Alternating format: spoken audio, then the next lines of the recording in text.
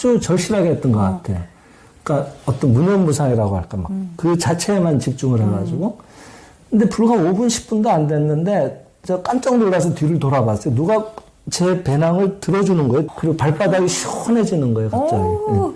그 본성이 드러난 거예요. 그러니까 자기의 본성이 확 드러나오니까 마치 부처님이 자각을 얻었을 때와 마찬가지로 부처 아닌 게 하나도 없는 거예요. 안녕하세요. 온마음TV입니다. 오늘은 저 옆에 또 특별한 분 모셨습니다. 저는 지금 대구의 한국교문사를 방문하고 있고요. 옆에 계신 분은 한국교문사 대표님이신 김정호 대표님이십니다. 반갑습니다. 안녕하세요. 네, 잠깐 소개 부탁드릴게요. 네, 감사합니다. 저는 한국교문사 대표 김정호라고 합니다. 요즘 여러분들이 많이 찾아주고 계시는 생명의 실상 그리고 인생을 지배하는 길 등 광명 도서를 전문으로 출판하고 있는 출판사를 맡고 있습니다. 네, 제가 이 책을 읽고 제가 읽었던 책들 중에 가장 명확하면서 가장 실천할 수 있는 마음 공부하고 현실을 바꿀 수 있는 가장 실천 도서로서 너무나 와닿는 책이어서 제가 지인들에게도 굉장히 많이 추천을 하고 있고 실제로 저는 2권을 이게 1, 2, 3권 있잖아요. 2권을 읽다가 그냥 그 감화가 돼가지고 동생에 대한 감정이 막 이렇게 녹아내리는 그런 예, 체험도 했거든요. 그래서 많은 분들에게 전달하고 있어서 오늘 직접 굉장히 이렇게 만나 뵙고 싶었고 많은 이야기 좀 듣고 싶어서 찾아왔습니다. 네, 감사합니다. 네, 그러면 여기에서 나오는 많은 사례들이 마음이 바뀌면 나의 질병도 바뀌고 그리고 나의 그 힘든 상황, 뭐 금전적인 거나 관계라던가 이런 것들도 모두 내 마음이 바뀌면은 그 순간적으로 바뀌게 된다라는 그런 사례들이 나와 있거든요. 네. 그 원리를 조금 설명해 주실 수 있을까요? 이 원리를 한마디로 말씀드리는 건 쉬운 일은 아니지만은 이런 지도가 가능하셨던 근간이 되는 도서가 생명의 실상이라는 책인데, 이 생명의 실상의 내용을 제가 한마디로 요약해서 말씀드릴 수는 없지만, 네. 결국은 말씀의 중요성을 얘기하고 계시거든요. 말씀의 중요성. 예. 그러면 그거는 말의 힘을 말씀하시는 건가요? 그렇죠. 내가 말하는 대로 된다. 뭐 그렇게 볼 수도 있고 우리가 흔히 예전부터 말이 시가 된다는 얘기도 하고요. 그렇죠. 종교를 갖고 계신 분들 기준으로 보자면은 불교에서는 마음을 강조하지 않습니까? 네. 나타나온 세계는 모두 마음이 있어서 그것이 반영돼서 나타나온 거다 이런 원리로 알고 있습니다. 네. 그리고 마음이 구체화되면 말이 되거든요. 또 말이 구체화되면 또 행동이 되죠. 그래서 불교에서는 신구의 삼업이라고 해서 결국 몸으로 업을 짓고, 그 다음 입으로 업을 짓고, 또 의업, 마음으로 업을 짓는다 그랬는데, 결국은 다 같은 얘기죠. 네. 예. 흔히 요즘에는 그냥 인생은 이 현실은 홀로그램이다 이렇게 네네. 표현을 많이 하는데 같은 이야기죠. 뭐 같은 맥락으로 보셔도 틀리지 않다고 봅니다. 또 기독교도 사실은 성서 바이블이 네. 가장 기본이 되는 경전으로 알고 있는데 네. 요한복음 같은 데는 태초에 말씀이 계셨고 맞아요. 또 말씀은 하나님과 같이 계셨고 말씀이 곧 하나님이다 이런 얘기도 있거든요. 맞아요. 예. 그리고 천지창조를 봐도 전부 말씀으로 이루어지거든요. 그렇죠. 예. 빛이 있으라 그러면 빛이 생겨나고. 맞습니다. 예. 결국 우리들 안에 있는 신이 주신 무한한 내용은 표현하는 도구가 결국 말씀으로 주어져 있다. 그러니까 결국 말을 잘해야 된다. 바른 말을 해야 된다. 그래서 저희들은 말씀의 광명화 운동을 하고 있다고 보셔도 크게 틀리지 않다고 봅니다. 광명화라고 말씀해 주셨는데 그게 이제 생명을 밝힌다라는 뜻인 거죠? 그렇죠. 예. 대표님은 아무래도 이 한국판 책을 집필하신 김혜룡 선생님의 이제 아드님이시잖아요. 네, 맞습니다. 그리고 아버님이 이거를 이제 70년도부터였나요?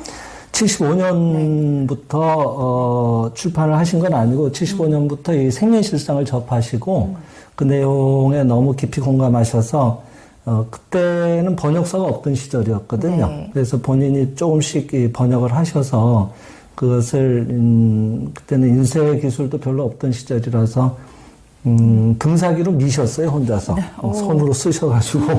그래서 그거를 이제 몇 장씩 이렇게 복사를 해가지고 주변 지인들한테 나눠드려서 같이 내용이 너무 좋다. 혼자 네. 보기 아깝다. 공부하는 시간을 갖자라고 해서 모임을 열기 시작하셨죠. 네. 거기에서 이런 사례들이 다 나온 거잖아요. 맞습니다. 이렇게 그냥 그 자리에서 미워하는 사람을 용서하고 감사하고 이런 것만으로도 몸에 병이 낫고 상황이 바뀌는 그런 사례들이 거기서 다 나온 거죠. 네.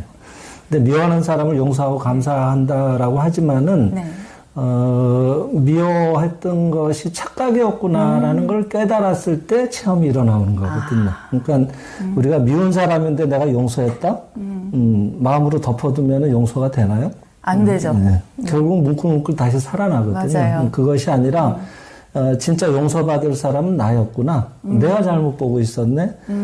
그 와중에 그래도 부모님은 가정을 지키지 않으셨는가. 그거에 비하면 결국 나는 부모보다 낫다고 할 자격이 있는가. 그런 부모에 대해서 마음으로 심판하고 비난의 화살을 퍼부었던 것은 과연 나는 온당했는가. 부끄러운 일이었구나. 아, 내가 사랑이 없었구나. 그런 괴로운 심정에 처한 분들을 마음으로 위로해드리고 오히려 힘을 들이지 못할 망정 마음으로 비난했던 건 정말 부끄러운 일이었습니다라고 오히려 이쪽에 용서를 구하고 그리고 용서해 주셔서 감사합니다라는 마음에 진짜의 마음을 일으켰을 때 그 자기를 괴롭혔던 여러 가지 병이라든지 갖가지 어려움들이 순식간에 사라지더란 말이죠. 그러니까 그 병이라는 것이 병처럼 나타나고 보여 있었지만은 사실은 병적인 마음. 지나친 잘못된 외골수적인 원망하는 마음, 비난하는 마음 이런 것들이 진실을 깨닫고 나니까 호련히 사라진 거죠. 원인되는 마음이 사라지니까 그림자도 좋아질 수밖에 없는 그쵸. 거죠. 내가 미워하는 마음을 가졌던 것 자체가 내가 그냥 잘못 보고 잘못 착각한 그렇죠. 거다. 네네. 그걸 깨달으니까 미워함이 만들어낸 병적인 게 다 사라진다라는 그런 말씀인 거죠. 네, 맞습니다. 사실은 저도 이 책을 읽다가 1권도 너무 좋았고 2권을 읽다가 저는 그 동생에 대한 마음이 그냥 읽는 도중에 감화가 돼서 갑자기 동생에 대한 너무 미안함과 고마움이 막 이렇게 복받쳐 오더라고요. 그래서 한참을 울면서 막 그거를 막 감정을 이렇게 쏟아내고 이제 동생한테 막 동생아 내가 미안했어 고마워 뭐 이런 거 정말 미안했고 이런 거 너무 고마웠고 너무 사랑한다 이렇게 그런 체험을 했어요. 동생분도 또 반응이 예전하고는 다르지 않으시던가요? 그 전에는 동생이 언니를 생각해서 그런 거야. 언니 걱정해서 그러지라고 하는 말이 그냥 제가 곱게 들리지 않았었어요. 네, 근데 그러고 나니까 그 말이 진심으로 느껴지더라고요. 네, 그 이후에도 이제 또 비슷한 체험들을 하면서 누가 이제 제가 도와줬던 분이 저한테 고맙다고 할 때 그전에는 고맙게 그 마음이 안 와닿았어요.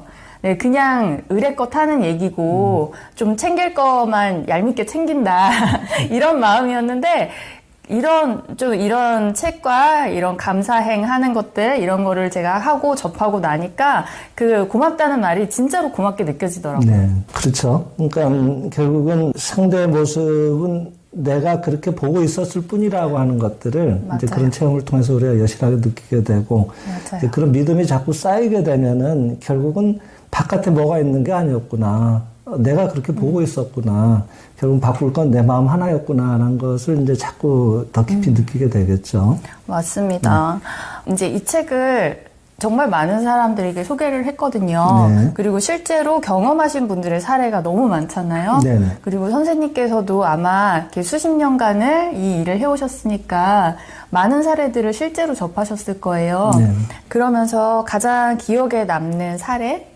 한 2가지 정도만 소개 부탁드릴까요? 책 안에 워낙에 사례는 많으니까 네. 그래도 실제로 경험하셨던 사례 중에 제일 인상 깊었던 사례? 그래도 제 얘기가 제일 전달력도 있고 또 저 본인의 얘기이기 때문에 제일 생생하게 기억도 오래 남아 있고요. 궁금했어요. 예, 여기 질문에도 그래서, 있어요, 사실.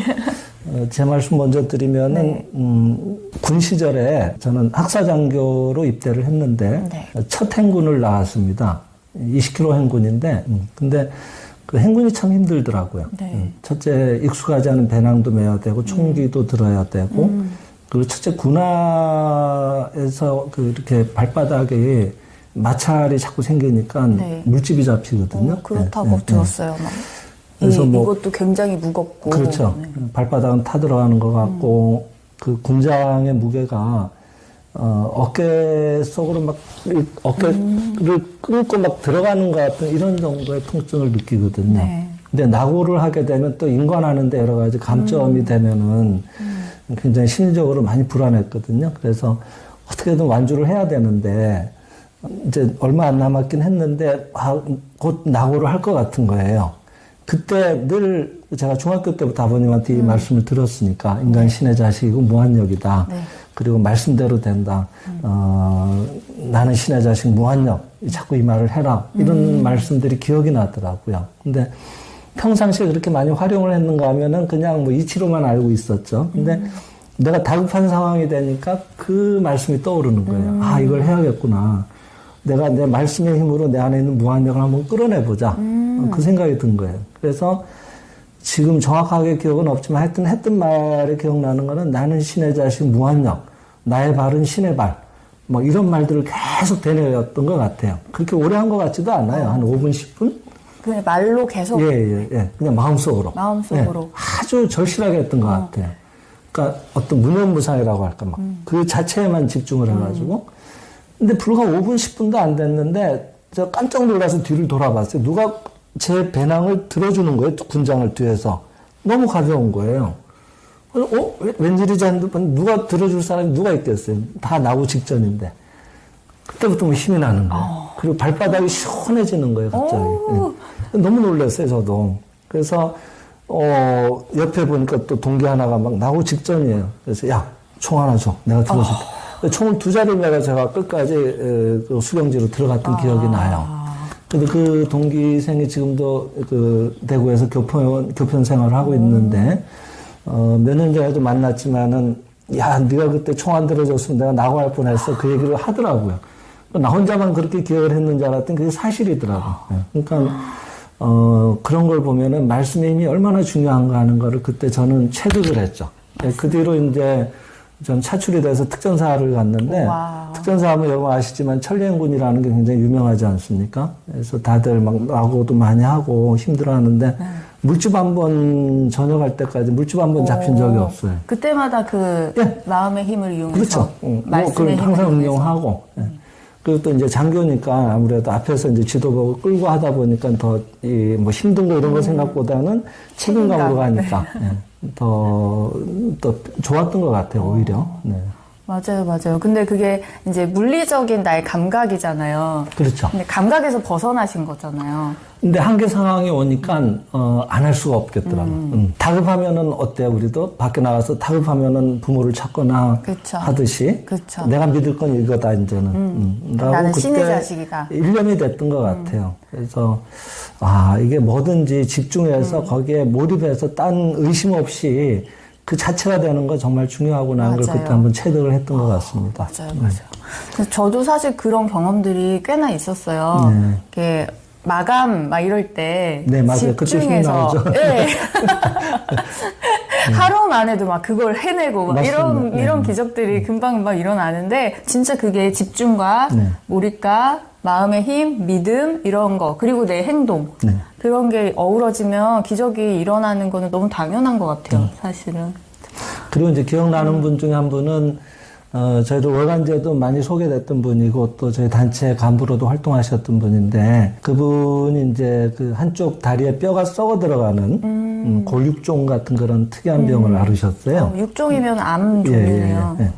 근데 뼈 쪽에 그 문제라서 마취도 안 되고 예, 약도 잘 듣질 그쵸. 않아요. 수술도 안 되고. 예. 그래서 뭐 또 중소기업 사장이었기 때문에 네. 자금 여력은 있으셔서 여기저기 뭐 다 알아봤지만은 치료의 방법이 없는 거예요. 저희 단체에 오셨어요. 그때 저희가 마침 행사 중이었는데 가령 이제 숙박을 하면서 이렇게 수련, 그러니까 감사를 연습하고 네. 인간의 이런 무한한 능력에 대해서 공부하는 그런 시간이었는데 그분이 오신 날은 마침 정심행이라고 해서 네. 그 마음을 정화하는 행사를 하는 시간에 오셨어요. 네. 그래서 뭐 갑자기 도착하셨으니까 영문도 모르고 그냥 앞에서 시키는 대로 따라 하셨는데 그 일은 뭔가 아니 지난날 마음에 억압됐던 잔재의식 속에 어두웠던 심정들을 종이에 다 적는 거예요. 그래서 그것을 저희가 이제 마음으로 받드는 우주의 대생명, 저희들은 그분을 성신이라고 칭하고, 네. 불교적으로는 부처님이라고 해도 좋고, 기독교적으로 하나님이라고 봐도 괜찮은데, 명칭이 중요한 게 아니라. 자기가 믿는 그냥 신에게. 네. 그래서 그 앞에 바치고 그걸 태우면서 그 심정을 다 적어서 표현시키고 태우거든요. 네. 그리고 이제 제 안에 이런 어두운 마음이 있었습니다. 저로선 도저히 감당하기가 어렵습니다. 신께서 이 어두웠던 일체의 마음을 거두어 주시고 제 본심이 드러나올 수 있도록 도와주시기 바랍니다 하고 기도를 올리고, 그 다음에 그 미워했던 원망했던 사람에 대해서 지난날 제가 잘못 봐서 죄송했습니다. 용서하세요. 용서해 주시니 감사합니다. 감사합니다 하고 이런 화해 기도를 하는 시간을 갖거든요. 근데 이분이 이제 이제 막 도착한 분이니까 이런 내용을 잘 아시겠어요? 근데 이제 하라는 대로 그냥 적고 그냥 하셨죠.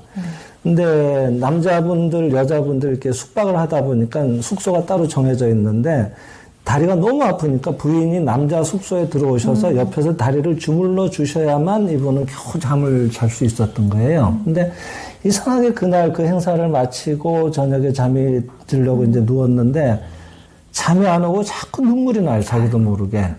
왜 이러지 하면서도 눈물이 나는 거예요. 근데 하나 둘 떠오르는 생각이 그분이 아버지를 엄청나게 미워했어요.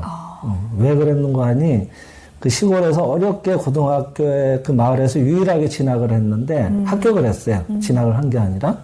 근데 너무 가난하니까 아버지가 고등학교를 못 보내겠다라고 얘기를 하신 거예요. 그러니까 작은 아버지가 그 얘기를 듣고 아니 그래도 고등학교는 나오게 해줘야 되지 않느냐고. 내가 입학금이라도 들고 왔으니까 이걸 보태서라도 어떻게 고등학교는 보내봅시다라고 형님하고 이제 들고 오셨는데 이걸 돈을 들고 아버지가 마을에 나가서 술을 드시고 진탕 드시고 술이 만취가 돼가지고 집에 오신 거예요.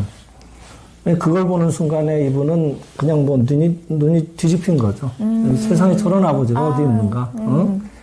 학교를 못 보내줄 망정 그 보내주라고 갖고 온 입학금마저 그걸 들고 나가서 등록금마저 들고 나가서 그렇게 술을 마시는 아버지가 세상에 어디 있는가? 일생을 원망하신 거예요. 근데 그날 그걸 적고 나서 이렇게 누웠는데 아버지 심정이 느껴져 오는 거예요. 그거 진짜 저도 느꼈어요. 네. 근데 그게 진짜 정화될 때 그런 것 같아요. 예. 이게 입학만 해서 될 문제가 아니었구나. 계속 학교를 대야 되는데 아버지는 그게 자신이 없었구나. 그러면은 입학했다고 좋아하는 거는 잠깐이지만은 그 다음에 다시 중도 포기를 시켜야 될 때 자식이 얼마나 힘들어할까. 그 생각을 하니까 아예 보내지 말자라고 정하셨구나. 그래서 피눈물을 흘려가시면서 술을 드시고 오신 거구나 하는 그 심정이 그때 느껴진 거예요. 그러면서 아버지 제가 생각이 부족했습니다. 용서하세요. 용서하세요. 그리고 그 옆에서 다리 주물러주는 부인에 대해서도 지난 날에는 그냥 다 귀찮고 다 짜증만 나고 하나도 고맙고 이런 게 없었어요. 근데 그 옆에서 묵묵히 그래도 한숨이라도 잘하고 주물러주는 아내가 그렇게 고마운 거예요. 그리고 한 번도 제대로 표현을 못했던 그게 너무 미안해가지고 그 눈물이 또 나고, 그리고 그 공장의 직원들도 내 월급만 축내는 그런 월급만 타가는 그런 직원들로 보였는데 그들 덕분에 오늘의 내가 있구나 하는 생각이 드니까 너무 감사하고 감사하지 않은 게 하나도 없는 거예요. 맞아요. 그래서 밤새 우시면서 이제 밤을 샜는데 저희는 새벽 4시 50분에 기상을 해요. 네. 굉장히 일러요. 네. 그때 아침에 뻐꾸갈치가 흘러나가는데 방마다 벌써 기상이 되는 거예요. 보니까 한숨을 못 잔 거예요. 밤새 울기만 했지. 근데 일어나는데 그게 다리에 힘이 이게 주어지질 않아가지고 일어나질 못했는데 그 전까지는 전날은 불쑥 일어나지는 거예요. 네. 그리고 이부자리 갠다는 건 생각도 못했어요. 이게 아프니까. 근데 자기가 일어나서 이불을 다 개는 거예요.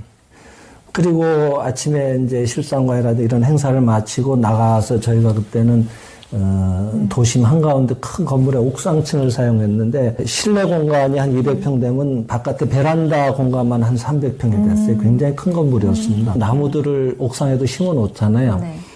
도심 한복판에 심어 놓은 그런 나무들이니까 크게 보잘 게 없죠. 근데 그 나무에서 새벽 시간이니까 그게 저희가 10월 달이었던 기억이 나는데, 그러니까 초가을이니까 해도 그렇게 일찍 안 떠요. 그러니까 아직 여명이죠. 그냥 어슴푸레하고 약간 이제 날이 밝아오는 그런 시점인데 나무에서 빛이 나는 거예요. 그리고 이렇게 내려다보면 거기가 그때 5층 건물이었는데 도심의 간판들이 다 보이거든요. 네. 간판에서도 빛이 나요. 빛이 아닌 게 없어요. 둘러보니까 온 세상이 빛인 거예요. 그때 이분의 불성이 말하자면은 신성이 그 감사의 그 마음을 통해서 자기의 그 불성이 이 원망하는 마음으로 더덕더덕 이렇게 말하자면 진주가 네. 진흙탕에 빠졌다 나오면 이게 진주인지 진흙덩어리인지 알 길이 없거든요. 근데 그게 물로 씻으면은 진주의 영롱한 자태가 드러나오듯이 이분을 가리고 있었던 원망하던 마음이 그 감사의 눈물로 씻겨져 내린 거예요. 그 본성이 드러난 거예요. 그러니까 자기의 본성이 확 드러나오니까 마치 부처님이 자각을 얻었을 때와 마찬가지로 부처 아닌 게 하나도 없는 거예요. 모든 게 생명의 세계였고 위대한 서로가 서로를 살리는 장엄한 세계였던 걸 이분이 잠깐 보신 거죠. 그 이래로 통증이 사라졌어요, 그분은. 네. 그거 잠깐의 체험만으로. 네. 네. 그래서 그런 일들을 참 수시로 많이 목격을 했습니다. 그래서 여러분 이게 하나의 이론이 아닙니다. 실제로 해보시면은 맞아요. 누구나 이렇게 됩니다. 네, 맞아요. 제가 이 책을 너무 좋다고 생각하는 게 이 사례들이 그냥 나도 이렇게 될 수 있겠구나라는 희망을 주는 거는 그냥 기본이고 실제로 이 책이 가진 에너지도 되게 좋은 것 같아요. 저는 읽으면서 막 이렇게 감화가 되더라고요. 그리고 정말 이게 그냥 이론보다는 전부 다 사례잖아요. 사례를 통해서 우리가 깨닫게 될 수 있는 그런 사례들이잖아요. 그래서 정말 좋은 체험할 수 있는 그런 책이라고 생각을 하고 가장 좋은 방법이라고 생각을 해요. 우리의 삶을 바꾸는 마음이든 뭐 현실이든 바꾸는 가장 좋은 방법이라고 생각을 하고 그리고 너무 단순하잖아요. 네, 그래서 오히려 좀 가치 없게 생각하시는 분들이 많이 계십니다. 맞아요.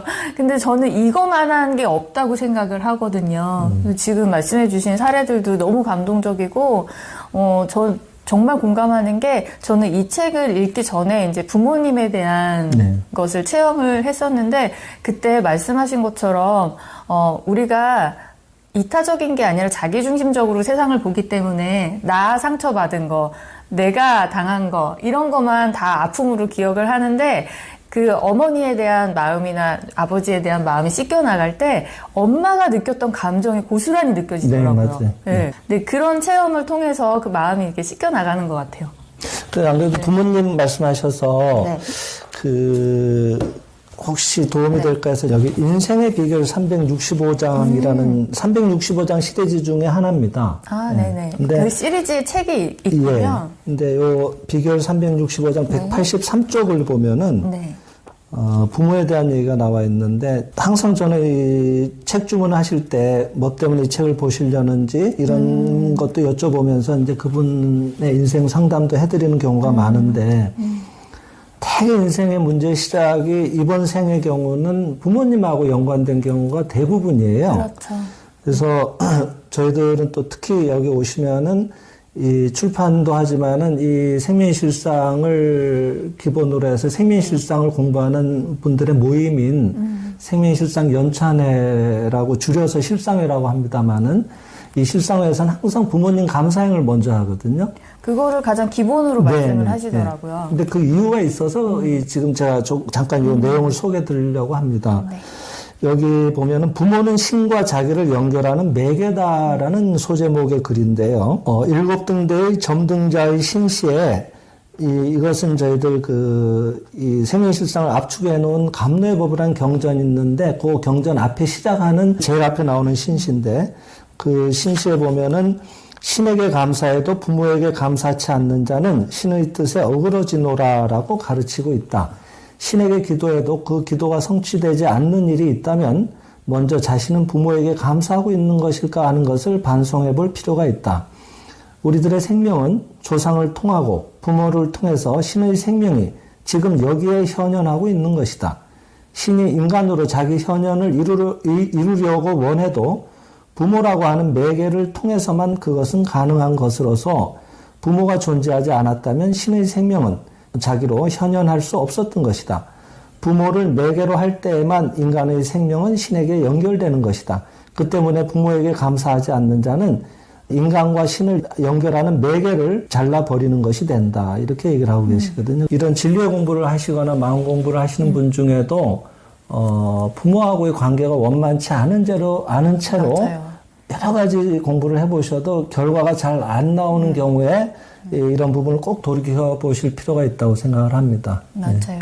사실은 우리가 이번 생을 이렇게 살면서 경험을 하겠노라라고 결정해서 온 거니까 부모님은 사실 그 과정을 도와주는 역할을 하시는 거잖아요. 그렇죠. 네. 그래서 진짜 그 신과 우리를 연결시켜주는 게 부모님이라는 말이 이해가 되는 게 어쨌든 부모님을 통해서 이번 생에 탄생을 하는 거니까 가장 기본이 돼야 되는 건 맞는 것 같아요. 그리고 불과에서는 또 우리가 택해서 나온다고도 얘기를 하고 네.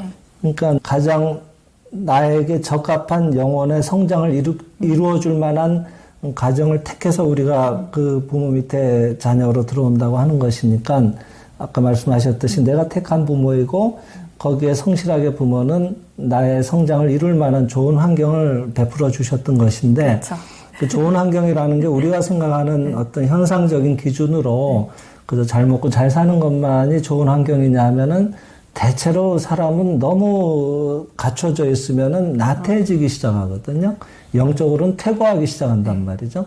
근데 그런 힘든 환경에 놓였을 때 사람은 자기 내면을 들여다보고 그 다음에 상대를 예배할 줄 아는 그런 힘을 실제로 키우기 시작하거든요. 그럴 때 영혼의 향상은 이루어지는 것이니까 오히려 꼭 지금 내가 힘든 환경이라고 해서 힘든 것만으로 받아들일 것은 아니라 나는 고도로 지금 성장을 하는 좋은 환경에 있다라고 거꾸로 해석하실 필요도 있지 않겠나 하는 생각도 들어요. 또 결국은 가족들의 성향을 보면 다 비슷하거든요. 맞아요. 그러니까 꼭 그분들의 문제인 것처럼 받아들일 것이 아니라 그렇게 보고 있는 내 성향이 그쪽으로 많이 발달해 있다. 그러니까 이번 생에는 이런 분들과 같이 부대끼면서 무슨 일이 있어도 부정적으로 보는 일에서 내가 벗어나서 어떤 일이 일어나도 그 일의 밝은 면을 보고 우리가 말하는 사물의 실상을 예배하는 그런 힘을 키워내겠다라고 일대 결심을 하고 사실은 태어나온다고 하는데. 맞아. 결심이라는 말이 딱 맞는 것 같아요. 네. 근데 전생의 기억을 모두가 태어나면서 잊어버리게 되니까,